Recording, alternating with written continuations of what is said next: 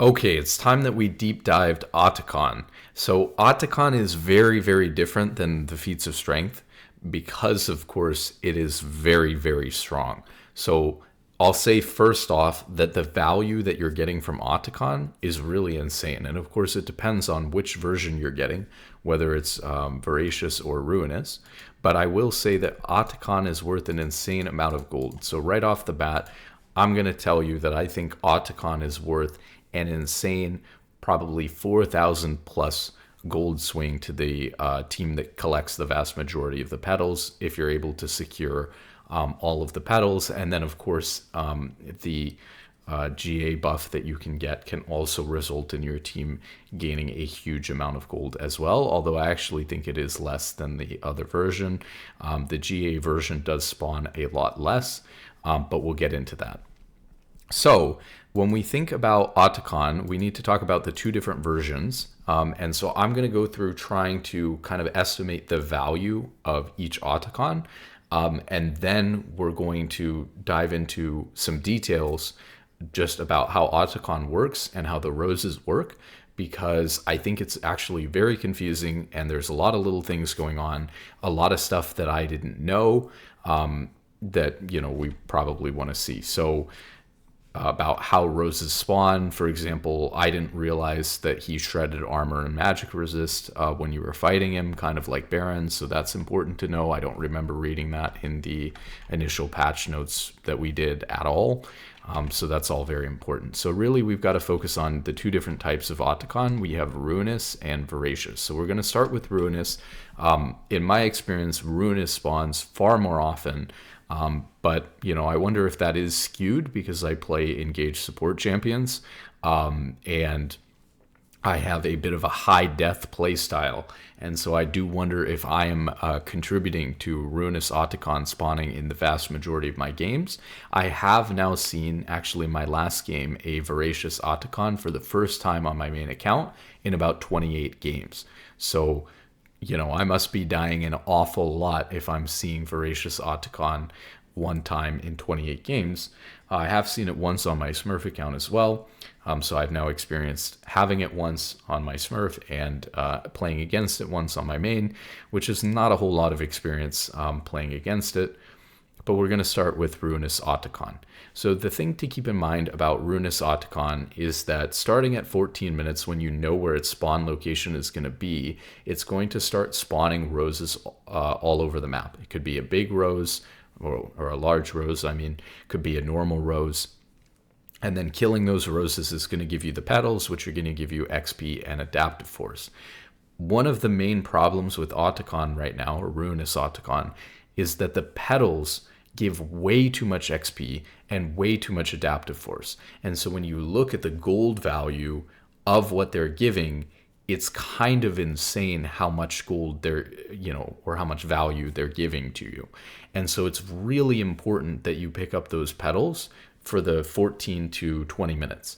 Now, how many of these roses are going to randomly spawn around the map? Unfortunately, we don't really know because Riot hasn't said, and it's just kind of a hidden/random thing. And so unfortunately, there's not really a way for us, without like deep diving the API or something, which I don't know how to do, there's not really a good way to know outside of Riot's data that they have, on average in every game, how much XP and adaptive force are we really giving out. What we can do is we can look at an individual game as an example and just kind of see how much adaptive force and XP are we really getting from these roses and from Atakhan.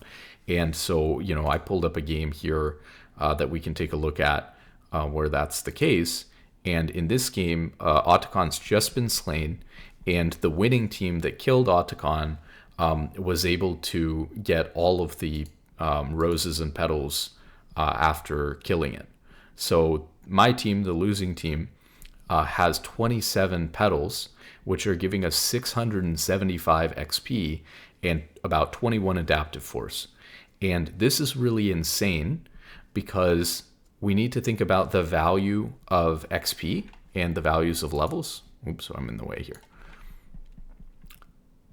And essentially, what you should understand is that each level is going to give your champion a bunch of stats as well as a skill point.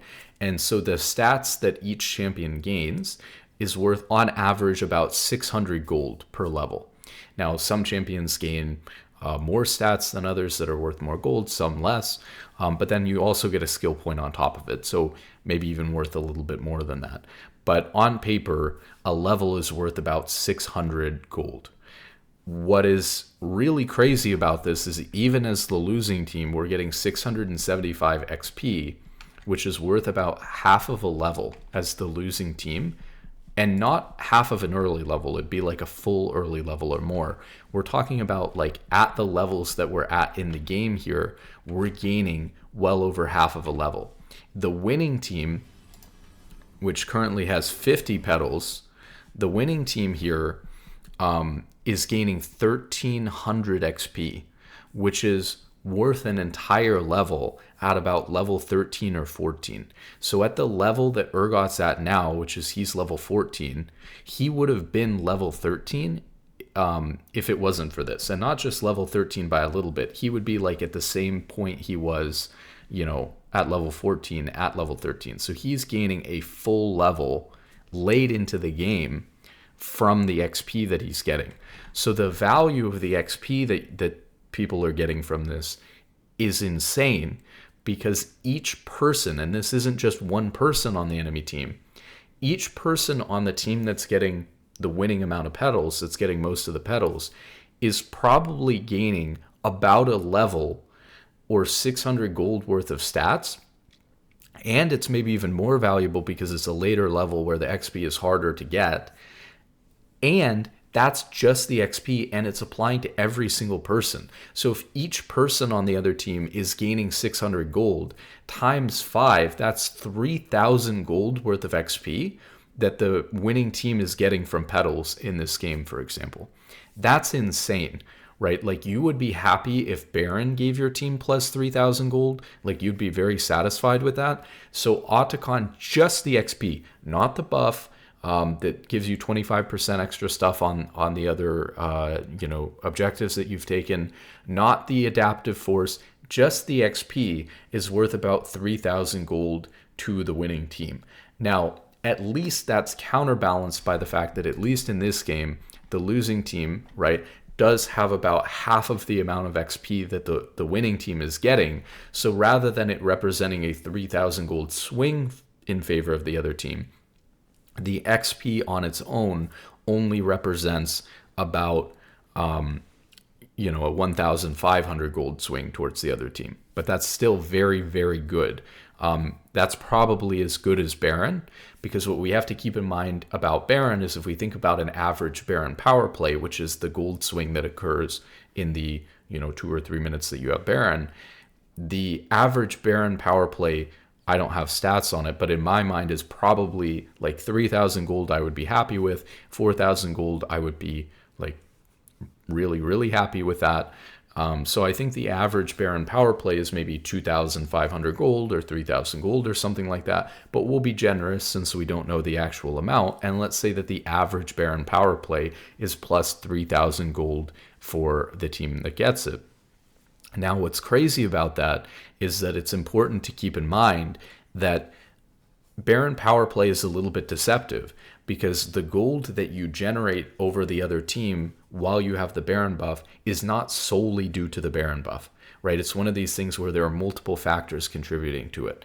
Maybe without the Baron buff, or if Baron didn't exist in the game, during those 3 minutes, you would have generated a 2,000 gold lead anyways, but because of Baron, you were able to push an extra turret or an extra 2 turrets that resulted in it being a 3,000 gold lead instead of a 2,000 gold lead.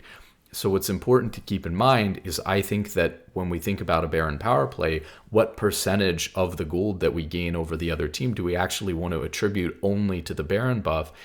And what percentage do we want to contribute to just us grouping as a team, winning team fights, killing people we would have killed anyways, and taking towers? It's a little bit complicated. In some ways, a team fight that might have been forced is forced because they know that they have to stop you because you have Baron and it can push too fast. So it's all very complicated to try to figure out what the exact value of a Baron power play is. But I would say that what you have to keep in mind is that if Atakhan is giving you a 3,000 gold swing, it's just Atakhan is 100% responsible for it. Whereas if Baron gives you a 3,000 gold swing, that was going to potentially, maybe half of that was going to happen because you were in the lead anyways over the next 3 minutes. And you're also having to use a bunch of time, and you're thinking about it in terms of time in order to get that lead anyways. And so maybe if Baron is only 50% responsible, if Atakhan is going to give you a 3,000 gold swing to the winning team, Baron would have to give you like a 6,000 gold Baron power play to the winning team, which of course it's not going to do. So now let's talk about the adaptive force. You thought the gold value of giving 600 gold to each player worth of XP was crazy. The adaptive force is even worse because AD is worth, so AD is worth 35 gold per AD. And we know that with adaptive force, we're gaining 0.6 adaptive force. Let's pull up the chart because it actually gets a little bit confusing here. So when we look at the petals here, what we have to keep in mind is that it has a very weird way that it works, which is for the first 39 stacks or the first 39 petals, you gain 0.6 AD and 1 ability power. But then after 39 stacks, you only gain 0.2 AD or 0.33 ability power. So you only gain, after 39 petals, you're only gaining a third of the value from the petals after that. Oh, I'm blocking it again. We keep going back and forth between the sides here. So again, 0 to 39, you're getting 0.6 AD or 1 ability power. And then after 39, you're only gaining 0.33 ability power or 0.2 AD. So what we can do is we can just look at this game as an example and kind of calculate here. What do we think the gold value is that we're giving the enemy team in this game from the petals? So they have well over 39. So they're getting 39 at 0.6. We're going to do the AD value first. And then they have, let's see, they have 50 total. So then they're going to have 11 where they're gaining 0.2 attack damage per instead. So the enemy team right now in this game is gaining 25.6 AD, which is worth 896 gold at 35 gold per AD, which is the gold efficiency of a longsword, or like the gold value of a longsword per AD. So they're gaining about 900 gold per player worth of AD, which is absolutely wild. So they're actually gaining more gold from the adaptive force than they are from the XP, and the XP was already insane.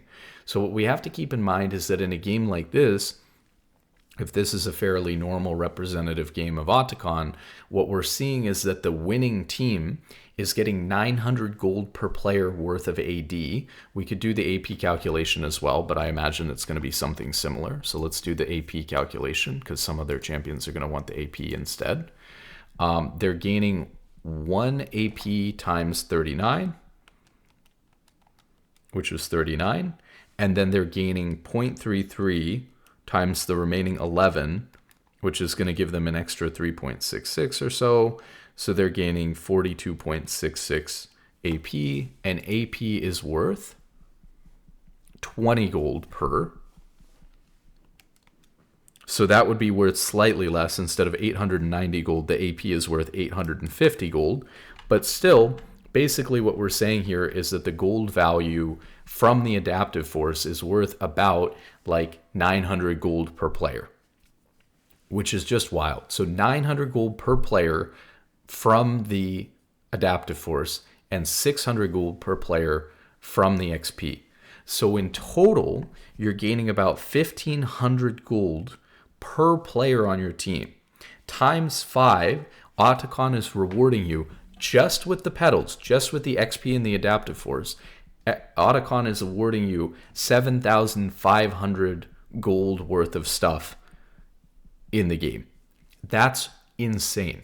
Now, to be fair, the losing team is getting about half of that amount in this game, right? We're getting about half the amount of XP. We're getting about half the amount of adaptive force. So it's not a 7,500 gold swing in favor of one team. Instead, it's about half of that. But that is still a 3,750 gold swing in favor of the other team this game. Now, it's not like it's instant because there were petals that were collected before Atakhan spawned, but this isn't even the full picture because the 3,750 gold swing in total between the team that got most of the petals and the team that didn't isn't even including the 25% buff to the other objectives. So on top of that, they've got a Cloud Drake, they've got an Infernal Drake, right? Those things are getting buffed as well. Don't know if we can see here about the grub situation. Sometimes it doesn't show. I can't really see here what's going on with the grubs. So I don't know about that, but same thing. So now let's look at what you get for the 25%. So on top of this 3,750 gold swing worth of gold and XP, which is just wild, absolutely wild, we also have to take a look at the 25% buffs here. So this was something that was really confusing because obviously it works, very differently than you might intuitively think. And so you kind of have to look at what it gives for each. So Touch of the Void, which is the damage that you deal when you auto attack towers, is 25% more damage. The spawning of Void Mites is effect unknown. They're testing it. We literally have no idea if it does anything. The Eye of the Herald has 25% increased health when you spawn the Rift Herald. It deals 25% increased damage to all targets, meaning if you ram through someone or if you hit a turret, it's going to do 25% extra damage. And the duration of the stun and the knock up is increased by 25% if you hit somebody with it. And the number of Void Mites spawned by Rift Herald when it hits is increased by 25% as well. For the regular dragon stats, you're just going to get a stat bonus that's 25% larger. So for example, if you were gaining a Drake that gave you 5% attack speed, you'd gain an extra 1% attack speed, 1.25% attack speed, since that's 25% of the buff. So you're just going to get a tiny amount of, AD or attack speed or cooldown reduction, ability haste, that sort of thing from this. And then for the soul, it's going to increase the effectiveness of the soul's passive. So for Chemtech, 25% more damage while below the threshold. For Cloud Dragon Soul, 25% more bonus movement speed on both the regular and super buff. The Hextech Dragon Soul is going to give 25% more damage and slow. The Infernal Dragon Soul is going to be 25% more damage. Mountain Dragon Soul is 25% larger shield. Ocean Dragon Soul is 25% more health and mana restoration. And Aspect of the Dragon, which is given to you from Elder Dragon, is going to do 25% more damage. And Hand of Baron, which is the adaptive force that you gain when you kill Baron, is going to be 25% more attack damage and ability power while you have Baron. But it is not going to increase the duration of Baron. It is not going to increase any of that. Well, it's actually a little bit confusing, but yeah, I think that's the case. So that's what you're gaining from this. So I would say Crown of Carnage is actually a smaller buff than the other thing. I mean, we could take, for example, in this game and just kind of think about real quick. Okay, so they have a Infernal Drake and a Cloud Drake. So again, they're just going to gain a few AD, as a team from that. So let's say that they gained 1 AD each. If they gained 1 AD each, they would gain 5 AD as a whole as a team. Of course, some are going to gain AP instead of AD, but just to keep the math simple, if the team gains plus 5 AD from having the 25% bonus on that Infernal Drake, they're going to gain, 5 times 35, which is going to be 175 gold. as a whole team. So obviously that's going to be something. It's maybe going to take us up from 3,750 when you consider what they're getting on the Infernal Dragon, on the Cloud Dragon, on their grubs. It's probably going to be worth 4,000 gold swing, but it's nothing crazy. So actually the 25% bonus is very, very small. So now let's talk about how we should approach playing around this Atakhan, which is, let me get the terminology correct. How do we play around Ruinous Atakhan, the one that spawns all the petals after it dies, if we're the winning team and if we're the losing team? Very important to understand. Atakhan functions, or at least this version of Atakhan, functions very differently than other objectives like Barons and Dragons. We're very used to in League of Legends, and I've seen people even at high elo play around it like it works like this. We're used to everything that you get from the objective comes from getting the last hit and smiting and killing the objective. And so because of that, we're thinking that we need to contest the objective while the objective is alive and while the other team is trying to do it in order to stop them from doing it. And that is a little bit of a misnomer, because the problem with doing that is that the only thing that you would get from getting in there and smiting away the objective is, again, like maybe a 100 to 300 gold injection, depending on how many dragons you have for your team as a whole. So that's not very good. I mean, we know, for example, that like it's giving 25% of a dragon.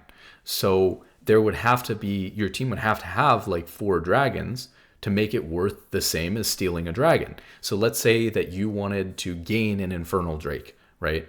And so you're trying to steal away an Infernal Drake.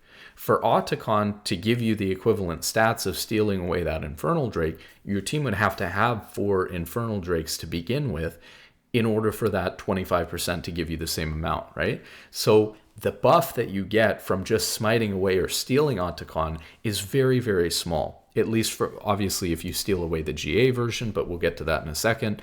But for Ruinous Atakhan, smite stealing away or sacrificing yourself to try to steal the Atakhan doesn't do much for your team at all. It's not even going to be worth the amount of gold that you give for dying.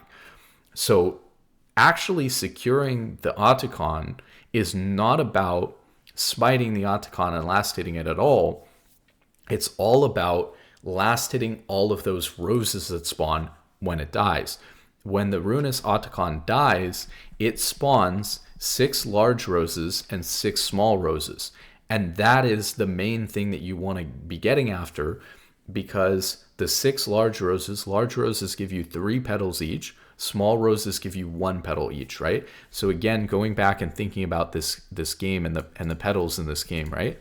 So imagine if instead of team fighting in this game for the objective, if we had just saved our HP and our ults and resources and stuff like that, and then walked in right as they killed it and just tried to auto as many petals as we could, especially focusing on those big roses, because it just takes 1 auto attack to kill each of them. So if you can target the big roses, you're going to get 3 times as much. So if you're the losing team, rather than directly contesting or trying to steal the objective or trying to fight the other team, focus on getting the roses, because the roses are everything. All of the value from Atakhan is coming from the roses. Now, if each team is controlling about an equal share of the map before Atakhan spawns, the roses that you're going to pick up from 14 minutes to 20 minutes are going to be relatively even. Maybe the team that's a little bit further ahead and pushing up further on the map and controlling more space is going to be able to pick up a few more roses, but that has its drawbacks too, because you can be overextended if you're trying to hold more space. But you're going to be roughly even in the amount of petals that you get before Atakhan is killed, before Ruinous Atakhan is killed. The vast majority of the one team getting way more petals than the other team comes from after it dies and one team gets all the petals. But there's no reason why when it dies, one team has to get all the petals. Instead, you should try as the losing team to contest Atakhan by picking up all of the petals after it dies, rather than by trying to actually fight over the objective itself, because it doesn't really matter and it's only worth a couple hundred gold whether you smite secure the Atakhan or not. So don't kill yourself to steal it. Don't worry about smite stealing it. Don't worry about fighting them before they slay it. All that you have to worry about is getting into position to take as many, to yoink as many of those petals as you can after it dies. Focus on the large rose petals, then the small ones, and just get as many as you can and get out. It's so crazy how strong it is right now that it is even worth it to suicide to get petals, because of the fact that, as we said before, these petals are worth thousands and thousands of gold, and you're only worth 300 gold. So if you have 1 minute in the game, or like, let's say even just 10 seconds after it dies, when everyone picks up all the petals, you can just run in there and auto as many petals as you can get. And if you can get a few, it's probably worth you dying. So to put it into perspective and think about how many petals it's worth dying for, right? Keep in mind that Let's do an example here. Let's say that you're able to steal just half of the large roses. All you have to do to steal half of the large roses, again, there's 6 that spawn, so you'd have to steal 3 of them. All that takes is 3 auto attacks from your team. If you can steal 3 of the large roses, you'll gain 3 petals each. So 3 times 3 would be 9 petals. So if you steal 9 petals, that would be currently 1/3 of what we're gaining here, because we have 27 petals. But had we stolen, those petals, we would get 1/3 of what we're given here. So that is really large, because if we take that, we're going to get, let's see, so 1/3 of what we have here would be 225 XP. And 7 adaptive force. So the 7 adaptive force is going to be worth 0.6 AD each, which is 4.2 AD, which is worth 147 gold. And the XP is going to be worth, let's call it, at this point into the game, 225 XP. It's maybe 1/5 of a level, so let's call it 1/5 of a level.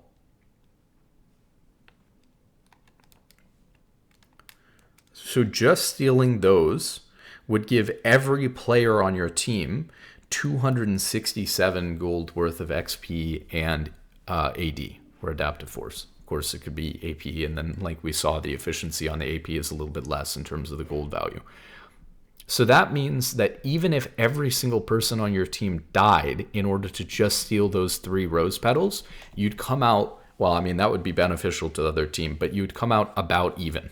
But that's how crazy it is. So if you were able to steal, let's say, 6 of them, then it's worth it for your entire team to get wiped, unless they're able to end the game off of it, or take, even if they take a tower, it's worth it for your entire team to get wiped if you can get 6 of those big petals, or 6 of the big roses away from the other team, because you're going to gain somewhere 500, 600 gold value from taking those away, and the other team is only going to gain 300 to 450 gold for killing you. The reason why I say that is because 450 gold, you get an extra 150 gold if there's an assist, and because this is going to be a team fight, every kill is probably going to be assisted.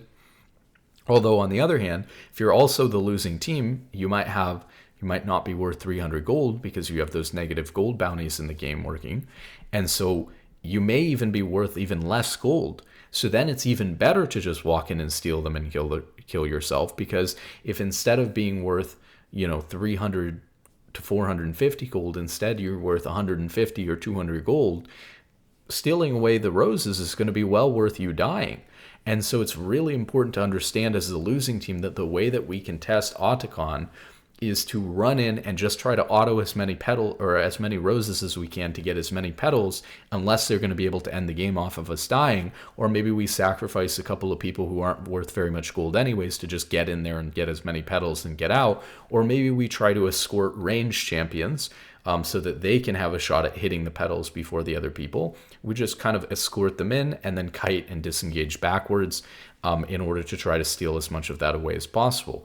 Another really good point related to this is that it's almost worth double, because every adaptive force and every amount of XP from these petals, you take away from the other team and gain yourself. So not only are you gaining 500 gold worth of stats if you take away all 6 of the big roses that spawn, but you're also denying that from the other team. So that is a 1200 gold swing in the game, because they would have been plus 600 gold worth of stats, and now your team is plus 600 gold worth of stats. So it's a 1200 gold swing. So your deaths can really even be worth double what we said before. So even if you only get 3 of those petals, or 3 of the large roses, which would be 9 petals, even that could probably be worth about even with your entire team getting wiped, especially if you're behind and you're worth less than 300 gold. So that's how insane the petals are. You should literally be suiciding in order to clean the petals up after Ruinous Atakhan dies. You shouldn't worry about killing, like getting the last hit on the objective. It's not an objective that you try to steal. It's all about cleaning up the petals afterwards. So that is Ruinous Atakhan and what's going on with that. Now we have Voracious Atakhan. Now Voracious Atakhan gives the temporary false life buff. So we can take a look at that here, as well as a permanent gold bonus toward champion takedowns.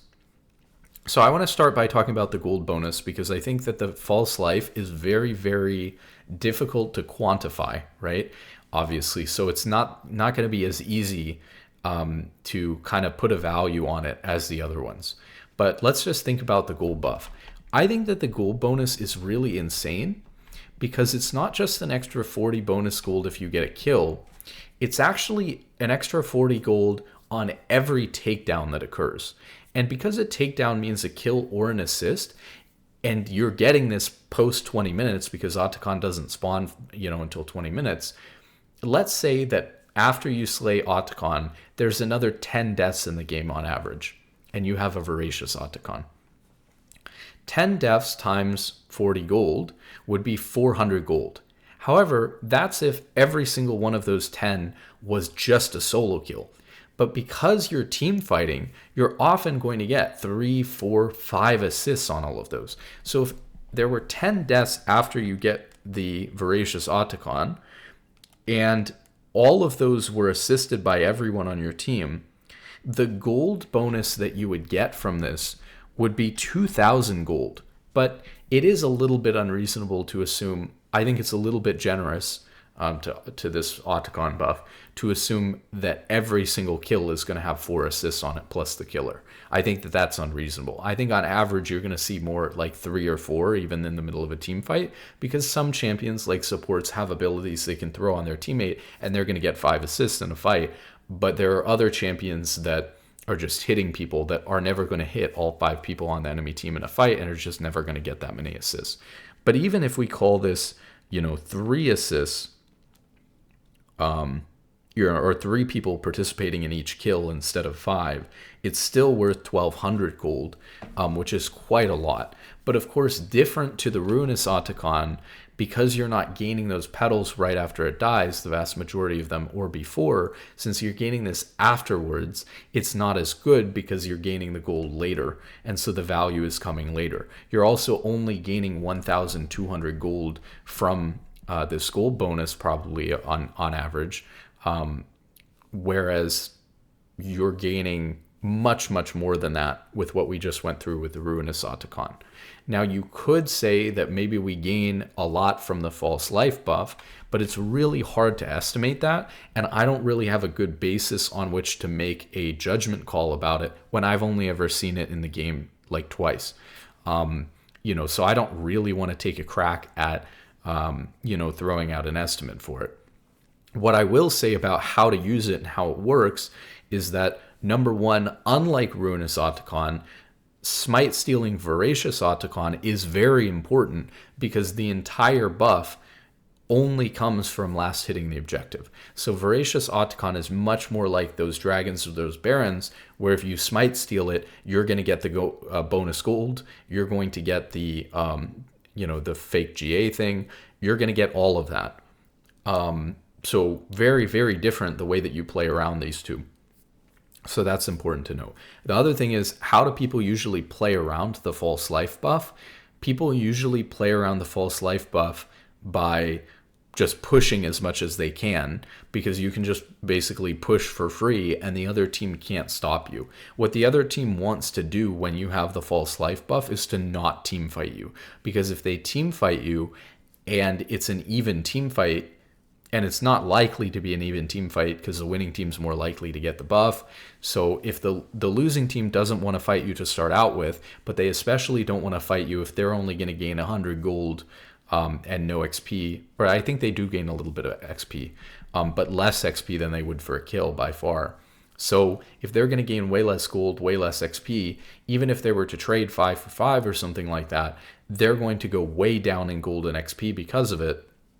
And of course, on top of that, if you respawn and are able to start pushing again right away, or teleport in and end the game, that's very, very bad. So I guess one way we could try to put a gold estimate on the false life buff is, what if you do, because you're trying to get that 5v5 team fight off. So what happens if we get that 5v5 team fight off and just trade 5 for 5 or something like that with the enemy team? So obviously, for one, you're able to just start pushing and the other team has to stop you somehow. And so you force the enemy team to take that unfavorable team fight with you because you're just refusing to stop pushing while you have the buff. But of course, if they're only getting 100 gold and you're getting 300 gold, the important thing to note here as well in terms of assist gold is that I think even if there's an assist on there's no assist gold for sending somebody back to Fountain with false life. So the losing team is getting 100 gold per kill max. The winning team can even be getting more than that, because again, the winning team can be getting not just 300 gold but 450, although it could be less if the losing team is worth less gold. But you're looking at about a 200 gold disparity, and potentially even more per death. So if you are able to have a 5v5 team fight, even if you traded 5 for 5, you'd be looking at 200 gold times 5 would be 1,000 gold. And it could be more than this, because a lot of times you're not going to, I think, like, dying 5 for 5 is actually quite a bad use of false life. I think that would be quite a good hold from the enemy team, believe it or not, as long as it's not going to result in the other team respawning and ending the game. That's actually pretty good that they managed to 5v5 you at all when they're already behind. So in a lot of cases, you're going to kill people with false life, they're going to respawn and you still have false life, so they can't stop you, and so you may even experience this 1,000 gold swing twice or something like that, in a best case scenario. But still, even if we were to, call this 1,000 gold, and the gold bonus probably an average of, what was it, a little bit more, like 1,200. Even if we got a little bit more out of false life and we called its value, let's just call its value 2,000 to be really generous to it, which is, you get 2 team fights where you go, or I guess you couldn't have 2 team fights where you wipe, but let's say you have a team fight where you, well, that wouldn't be the same amount of gold if you completely wipe the enemy team. But let's, so we're being very generous to say that if you traded 5 for 5, it's plus 1,000 gold for your team. So let's just say that false life is giving you somewhere around between the pushing power that it's giving you. It's not directly giving you pushing power, but again, allowing you to push more aggressively.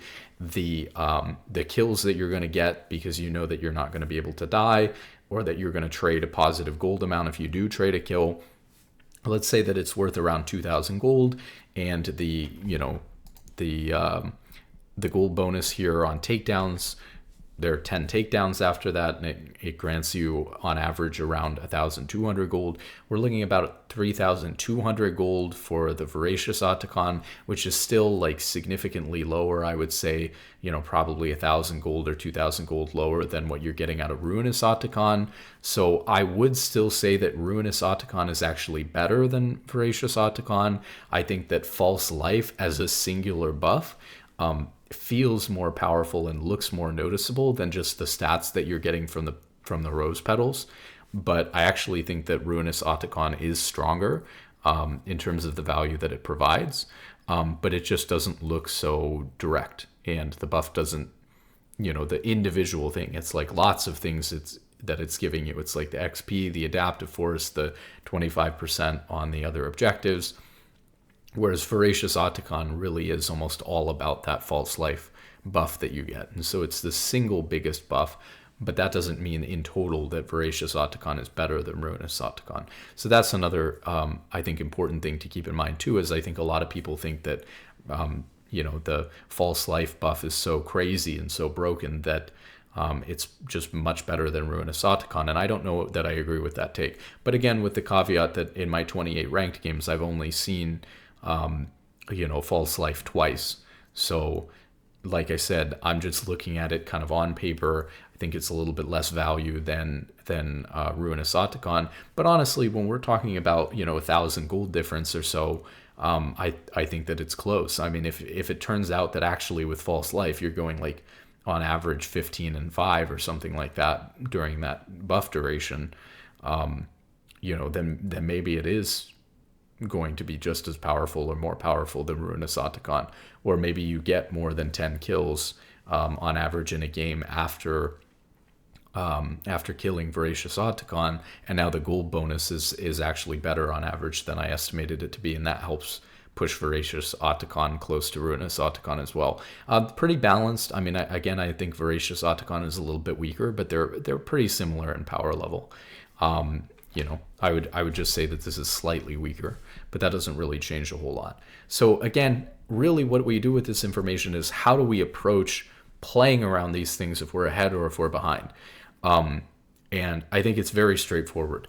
If we're ahead, we treat Voracious Atakhan just like any other objective. We need to get the smite secure. We need to secure the area so that, nobody's getting in for a steal.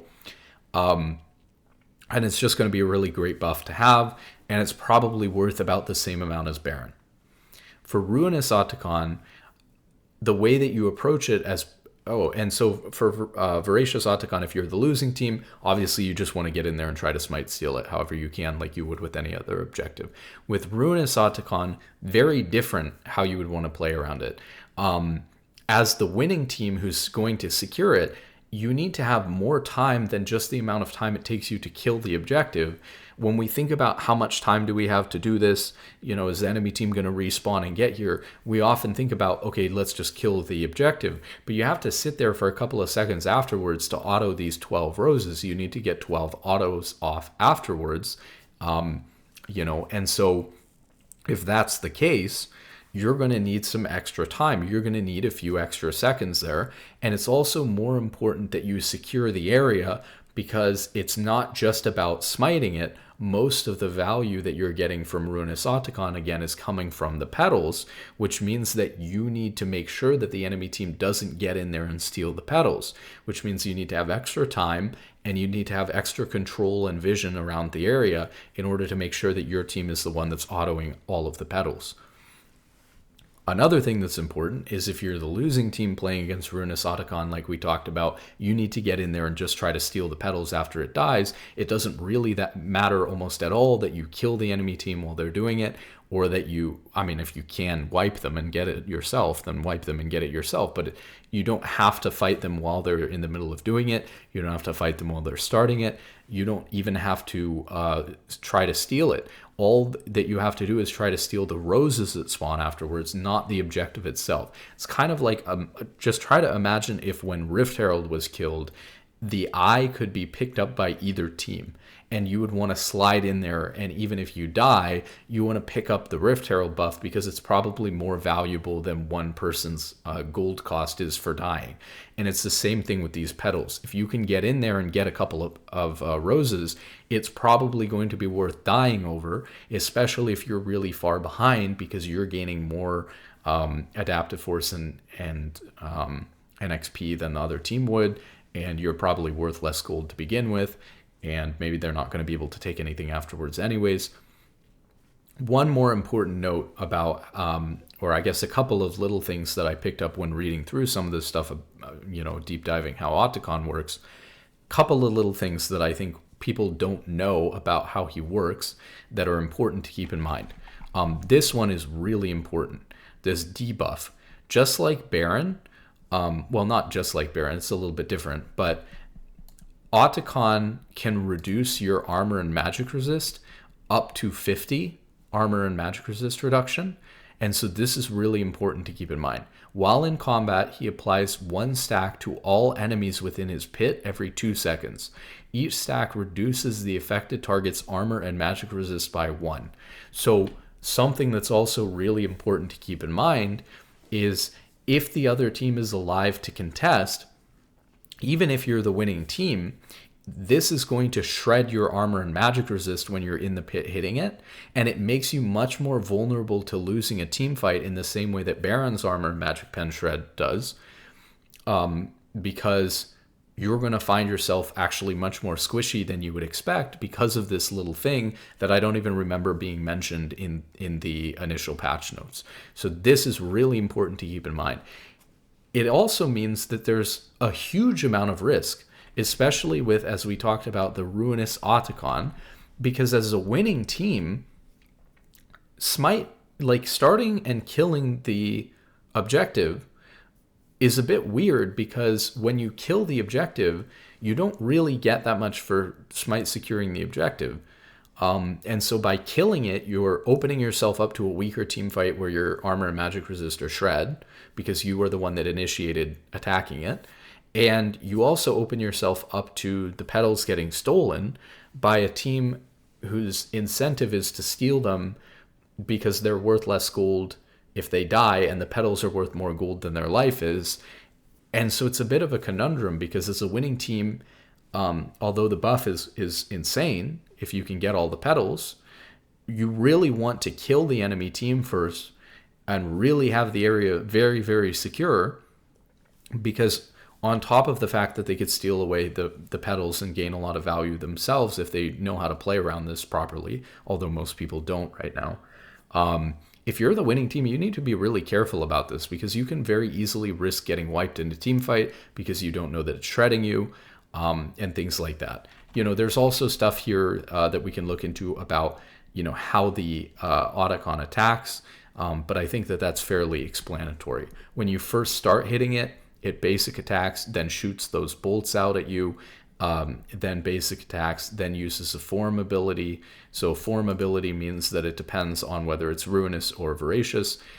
Ruinous is the one that swipes with those rings around himself, and it also heals himself, which is important to note, because when you're estimating how long it's going to take to do it, the fact that Ruinous Atakhan is healing himself is going to make it take longer than you think that it will, and kind of deceptively suck you into a bad fight situation, especially while your armor and magic resist are getting shred.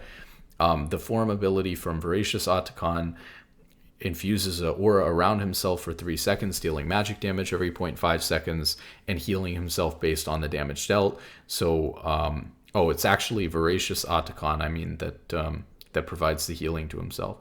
This one is just magic damage in a ring increased based on their current health.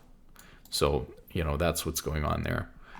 It also says that each hit, and remember there's 8 hits, applies 5 stacks of Frail and Unworthy, which is the armor and magic resist shred. So getting hit by that, circular ability is very, very, very bad, especially if you're a carry champion, you don't have a lot of resistances. And because this timing is very specific, it's only coming on the 4th thing that it does. It's going to auto attack, bolt ability, auto attack, then use its form ability. Once Atakhan has used its second basic attack, if you have room to do so, and maneuverability to do so, especially as a champion with very low armor and magic resist, where losing that is going to be really, really detrimental to you, get out of the ring. Like, just stop hitting Atakhan if you have time to do it and you have space to do it. If you're an AD carry or something like that, or a mage, stop hitting it for a second if you have time to do that. Get out of the ring. Let it do its 8 swipes, or hit it from outside the ring if you can. Then re-enter. Then it's going to slow down a lot, because it's going to basic attack, bolt ability, 5 basic attacks. Then it'll form ability again. But you've got so many basic attacks here, between then another basic attack, then a bolt ability, then another 5 basic attacks. So you're going to have a lot more time. Once this first initial form ability is gone, you're going to have a lot more time before it starts again. But just be aware that Atakhan, actually not with Ruinous, but with Voracious Atakhan, the GA Atakhan, is going to be healing himself while you're doing it. And both of them are going to shred your armor and magic resist, and it's going to shred it more than you would think. So when I was looking at this, I was like, oh, it's up to 50, but since this is every 2 seconds, this would take 100 seconds, so you're never going to lose 50 armor and magic resist. But that's not true, because if you get shredded by this one form ability, it's going to apply these 5 stacks at a time to you, and it's going to do that 8 times. So that'd be 40, which is going to get you very close right away to full armor and magic resist shred if you get hit by all 8 stacks of the swiping from Ruinous Atakhan. And each hit every 0.5 seconds from this ability on Voracious Atakhan, each hit is going to apply 3 stacks. And so I imagine you're going to experience similar, very heavy armor and magic resist shred from this as well. So you're going to, everyone on your team could be losing 50 armor and magic resist. And if it's a close fight, or if you're trying to force the objective, that's not going to go well for you in the same way a Baron wouldn't. So this really should be something that you try to secure when the enemy team is all dead, rather than forcing it like that. I think the biggest takeaway on how to play around it is, if you're playing into Ruinous Atakhan, which you are most of the time, I think it's Ruinous Atakhan, and you're the losing team, get in there and steal the petals after they've taken the objective, right after they smite it. Don't do anything before, unless you feel like you can win the fight because of the armor and magic resist shred. Maybe try to poke from distance, walk in there and steal a few of the big roses away, and then get out, while mitigating the amount of gold swing from XP and adaptive force that they gain. So that's really all that there is to it for Atakhan. Was there one more thing that I wanted to say? Oh, there was one more little detail about the petals that spawn around the map. Let's see if we can see it here. So let's just read this bit. One thing that's important to note is that not only are there going to be the spawning of the roses just randomly around the map, and we know that there are going to be roses spawning more often in locations where champions have been slain, but there's also going to be, and I think this is really important, it says that there will be, until Atakhan spawns, once his form is determined, so between 14 and 20 minutes, 7 normal roses and 7 large blood roses may spawn around the quadrant of his camp. And so this is important to keep in mind. Not only does Atakhan spawn 6 normal roses and 7 large roses when he dies, but he's also going to spawn probably the same amount between 14 and 20 minutes in his pit. And so it's actually important between 14 and 20 minutes to keep tabs on his pit, and to have someone like landing around there or checking in there, because if you're able to secure the same amount of blood roses and petals from 14 to 20 minutes when no one's contesting Atakhan yet, that is going to give you the same buff basically that you would get from killing Atakhan and getting all those roses.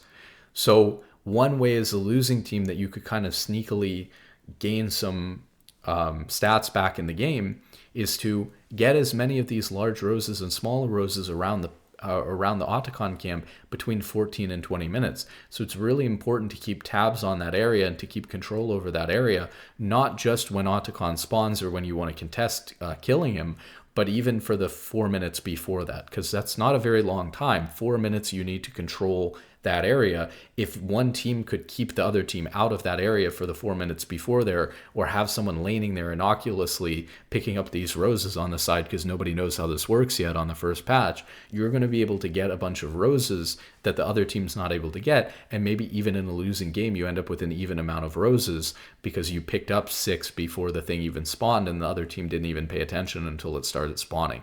So very, very important there as well, that there's going to be a high concentration of roses and blood roses right around the pit between 14 and 20 minutes. So I hope that these details help. That's about all that there is for a deep dive on Atakhan. He is already set to be nerfed significantly, the amount of XP and adaptive force and other things, I assume, on the next patch. So we'll see what those changes are in a little bit. But for now, this patch is still going to be live over the weekend and for a couple of days after that, till between Tuesday and Wednesday. So until then, good luck in solo queue. Have a wonderful day.